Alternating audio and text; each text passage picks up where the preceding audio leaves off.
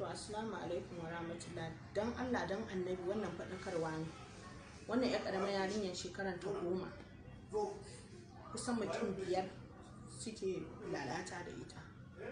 Kuma babban wanda ya fara wannan lalatan da ita mijin ƙanin mahaifiyanta ko uwa ɗaya uba ɗaya.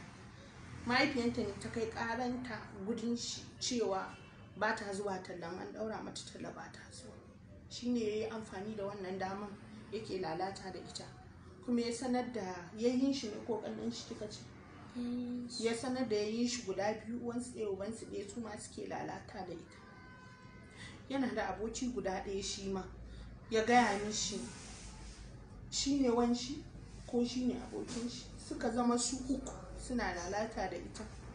Saboda yarinya ne ta gaya ma mahaifiyanta saboda tana fitsarin jini, mahaifiyanta ta ɗauke ta zo ta yi mishi wani wai har su 3 bai daina ba, ta yi threatening za ta kai shi a kulle shi in ya ci gaba da mai yadda lalata, amma ba ta daina ɗaura mata talla ba.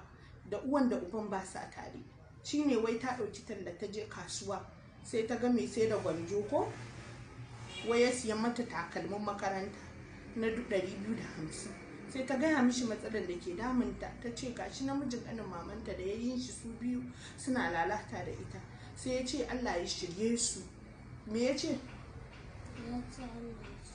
Ya ce wai Allah ya shirye su. Shi kuma daren juma'a sai ya sa ta a toilet yana lalata da ita, kuma tana yin fitsarin jini, sannan sun sa mata infection ga ciwo bruises duka a gabanta.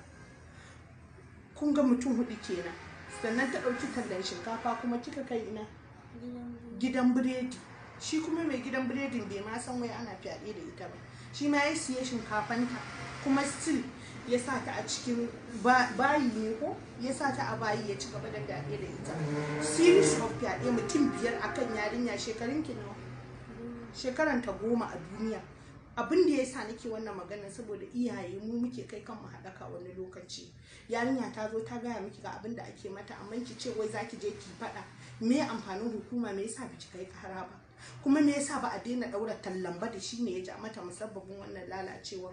Yanzu ga ta an batta da ciwo a cikin jikinta da yanka, tana yin fitsarin jini, tana da ciwo a cikin cikinta. Wai duniya ina zamani?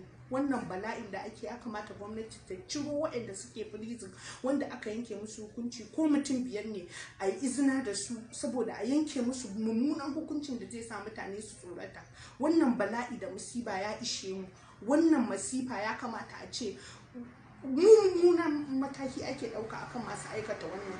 Safe da rana da dare kullum akwai rape case. Yanzu muna interview da ita, ina tambayanta, an kira ni daga Zaria, shi ma an yi fyaɗen yarinya a shekara 4. Case din yana nan a police station din Zaria. Na ce wasu su je su duba saboda ni yanzu zan wuce police station ne inda aka kamo mutum 4 sauran mutum 1. Wannan bala'in ya kamata iyaye su duba wa'anne ne abokan 'ya'yansu. Idan yarinya ta fita ta dawo ta daɗe, ki duba ina ta je, ki duba su waye da waye suke mu'amala da ita. In kika ga an ba yarki ko dan gidan da ana maɗa namiji ma wani sabon abu wanda ba ke kika siya ba, ku bincika ku ga menene aka sa a ciki, menene me ya faru, waye baki, da wa kike mu'amala.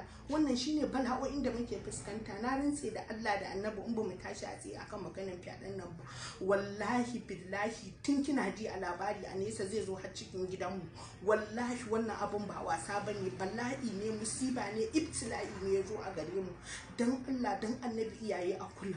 Sannan gwamnati ke ma ki fito ki tsatsauran mataki. Dokokin nan akwai su ba wai babu su ba, amma a aikata su, a wanzar da shi. Implementation shine babban matsalar gwamnati. Ta implementing abu sai ta doka, sai a bar dokan a haka.